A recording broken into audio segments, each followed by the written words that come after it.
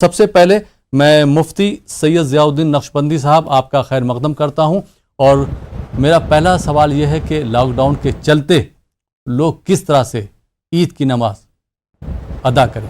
अल्लाह सुब्हानहू व तआला ने अपने कलाम मजीद में इरशाद फरमाया है वलितुकमिलुल इद्दत वलितुकब्बिरुल्लाह अला मा हदाकुम व लअल्लकुम तशकुरून, और ताकि तुम रमज़ान के रोज़ों की तादाद मुकम्मल कर लो और अल्लाह तबारक व तआला की इस इनायत और तौफीक पर कि उसने तुम्हें हिदायत बख्शी है उसकी बड़ाई और किबरियाई बयान करो और ताकि तुम शुक्रगुजार हो जाओ। इसमें अल्लाह तबारक व तआला ने रोज़े मुकम्मल होने के बाद नमाज ईद अदा करने का हुक्म फरमाया है कि उसकी बड़ाई और उसकी किबरियाई बयान करो। नबी करीम सल्लल्लाहु तआला अलैहि वसल्लम ने अपने अमल मुबारक के ज़रिए से भी हमें ईद की नमाज पढ़कर बतलाया है और अपने इरशादात के ज़रिए से भी हमें समझाया है। तो लिहाजा ईद की नमाज वाजिब है। अल्लाह तबारक व तआला के फजल व करम पर शुक्र बजा लाना ज़रूरी है कि उसने रमज़ान जैसा महीना बख्शा, रोज़ों की तौफीक अता फरमाई। उसके मुकम्मल हो जाने के बाद जैसे ही हिलाल ईद नमूदार हो, दूसरे दिन सूरज जब तुलू हो चुका हो और सूरज तुलू होने के बाद 20 मिनट का वक्त गुजर चुका हो तो उसके बाद से ज़वाल से पहले तक नमाज ईद का वक्त रहता है। ईद की नमाज अदा करना वाजिब है। अब लॉकडाउन की वजह से मसाजिद में या ईदगाहों में सब लोग नहीं पहुंच पाएंगे। जो हजरात भी वहां अदा कर रहे हैं वो तो ईद जैसा कि आम तौर पर अदा करते हैं उसी तरीके के मुताबिक अदा करेंगे, खुतबा भी होगा। लेकिन घरों में जो लोग रहेंगे वो हजरात क्या ईद की नमाज पढ़ेंगे या उसके बजाय नफल नमाज पढ़ेंगे?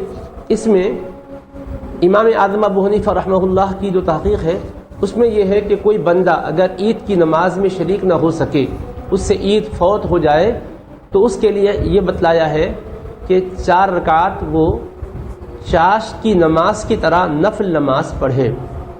हज़रत अब्दुल्ला बिन मसऊद रज़ी अल्लाह ताला अन्हु जलील क़द्र सहाबी है, उनका इरशाद भी यही है कि ऐसी सूरत में 4 रकात नफल नमाज पढ़ ले।